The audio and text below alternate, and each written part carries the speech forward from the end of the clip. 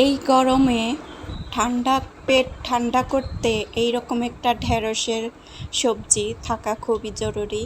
এই যে ছোট মাছটা এত টেস্টি, এই মাছ দিয়ে যে কোনো সবজি রান্না করো অনেক মজা লাগে। এখন আমি ঢেঁড়সগুলো কচি কচি ঢেঁড়সগুলো ছোট ছোট করে কেটে নেব আর কি, ঝোল করতে যেভাবে কাটতে হয়।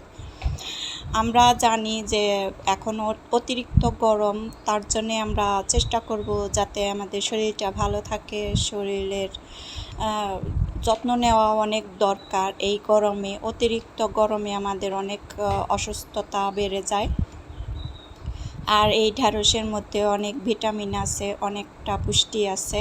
তার জন্য একটু ঝোল খাওয়া ভালো। এই গরমে ঝোল সবজিটা খাওয়া ভালো। শক্ত খাওয়া মানে শুকনা খাবারটা একটু কম খাওয়াই ভালো। তার জন্যে এইভাবে আমি সবজিটা সুন্দর করে রান্না করে নিতেছি, একদম ঘরোয়াভাবে, যে এরকম আর কি ঘরে অল্প মশলা দিয়ে রান্না করতে হয় আর সুন্দর হয়, মজাও হয়। আর একটা সবজি দিয়েই পেটটা ভরে খাওয়া যায়। ঢেঁড়সের তরকারি কিন্তু অনেকটা মজা। যারা পছন্দ করো তাদের কাছে তো অনেক ভালো লাগবে এই ঢেঁড়সের সবজিটা। এখন আমি এই তো গুছিয়ে নিছি, ঢেঁড়সের সবজিটা রান্না করে নেব। এই তো আমি মাছটা একটু ছোট করে কেটে নিছি সুন্দর করে। এখন আমি একটু ফ্রাই করে নেব। মাছটা ফ্রাই করে নিলে ভালো লাগে খাইতে।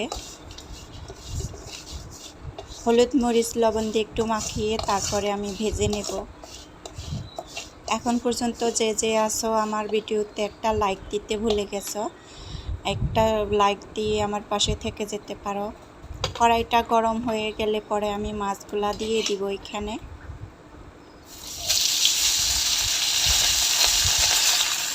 বেশি ভাজতে হবে না, বেশি ভাজলে আবার মাছটার টেস্ট অন্যরকম হয়ে যায়, একটু শুকনা শুকনা হয়ে যায়। একটু কম কম ভেজেই আমি উঠিয়ে নেব। এই তেলে আমি আলু দিয়েছি যে কয় পিস, সেই আলু কয়টা ভেজে নেব। এইভাবে একবার সবজি ভেন্ডির ঝোল রান্না করে দেখো, অনেক মজা লাগে।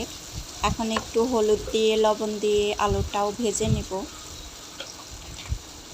ভাজা আলু দিলে ভেন্ডি তো তাড়াতাড়ি সিদ্ধ হয়ে যায়, আর আলুটা একটু ভেজে দিলে কিন্তু ভেন্ডিটার সবজিটা অনেক মজা লাগে, অনেক টেস্ট লাগে। এইখানে তোমরা টমেটো অ্যাড করে দিতে পারো। আমি তো পেঁয়াজটা দিয়ে তেলের মধ্যে একটু ভাজা ভাজা করে নিব।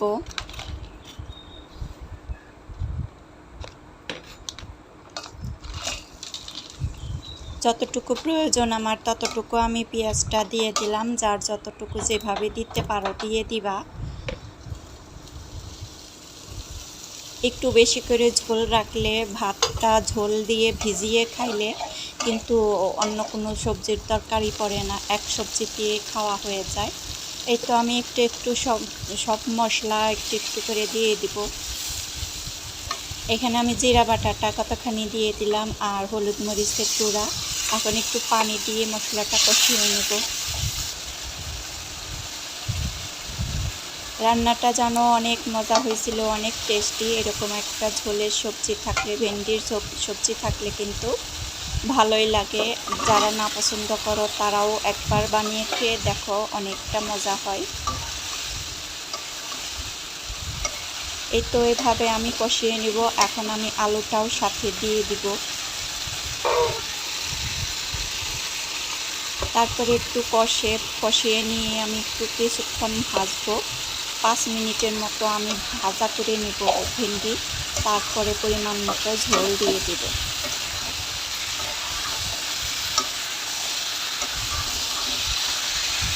নতুন আপু ভাইয়ারা হয়ে থাকলে একটা কমেন্ট রেখে যেও, সেই কমেন্ট ধরে আমি তোমার পরিবারে চলে যাব।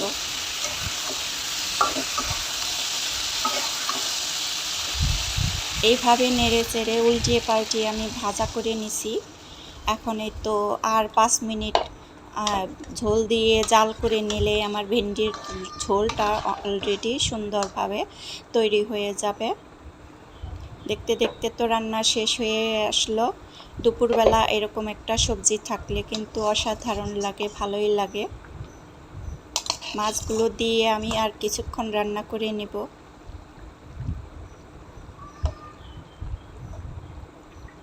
আমার এই ভিন্ডির রেসিপিটা কেমন হয়েছে জানিয়ে দিতে পারো কমেন্টের মাধ্যমে। আর ভালো লাগলে একটা লাইক দিয়ে দিও। এই তো সবজিটা রেডি, এখন আমি বাটিতে তুলে নেব। আজকে এই পর্যন্তই ছিল ভিডিওটা। ভালো লাগলে আমার পাশে থেকে যেতে পারো।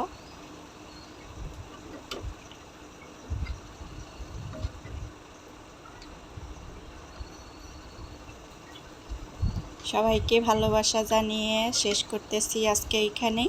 আসসালামু আলাইকুম। ভালোবাসা রইল সবার সাথেই। আবার কোনো নতুন ভিডিওতে চলে আসবো তোমাদের মাঝে। দেখতে থাকো, ভালোবাসা হয়ে যাবে।